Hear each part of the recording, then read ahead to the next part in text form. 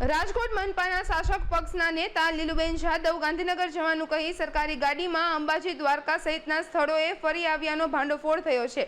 લીલુબેન જાદવ અગાઉ પણ સરકારી ગાડીનો અનેક વખત ગેરઉપયોગ કરી ચૂક્યા હોવાનો વિડીયો સોશિયલ મીડિયામાં વાયરલ થઈ રહ્યો છે।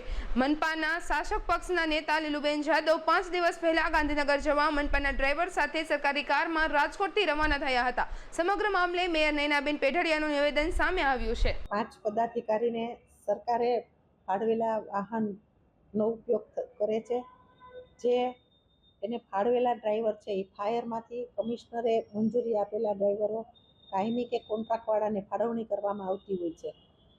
જ્યારે કોઈ ડ્રાઈવરની ગેરવર્તણૂક હોય અથવા શિસ્ત બાબત પણ કાંઈ એવું લાગતું હોય તો તે છતાં ફાયર વિભાગ દ્વારા ડ્રાઈવરની ફાળવણી તે કરતા હોય।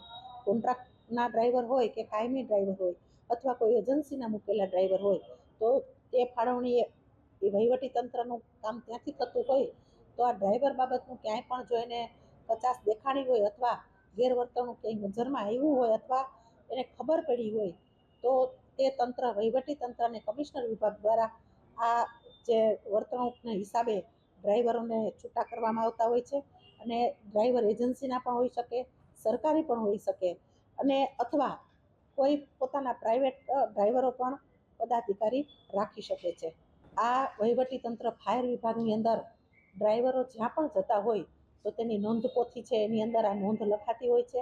એના લોકબુકની અંદર પણ આ નોંધ થતી હોય છે કે કયા હેતુથી આપણે ક્યાં ગયા છીએ એની નોંધ પોથીની અંદર નોંધ થતી હોય અને એના આધારે આપણે ખ્યાલ આવી શકે છે કે ક્યાં ગાડી ગઈ હતી અને પરવાનગી પણ લેવાની થતી હોય છે। એટલે આ જે ડ્રાઈવર અને 5 પદાધિકારી પોતાની ગાડીનો ઉપયોગ કયા માધ્યમથી કરેલો છે તે લોકબુકની અંદર આ એન્ટ્રી પડતી હોય છે। આ બાબતમાં મને કોઈ ખ્યાલ છે નહીં, કેમ કે જાસૂસી પ્રક્રિયા છે એ ગુપ્ત પ્રક્રિયા હોય, પૂર્ણમાં સંડવાયેલું છે એની પણ મને જાણ નથી।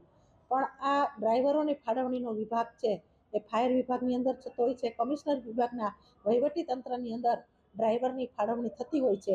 ત્યારે કોઈ જાસૂસી કરતા હોય અને કોઈ આપણી પાછળ મોકલતા હોય એની અમને પણ ખબર ન હોય।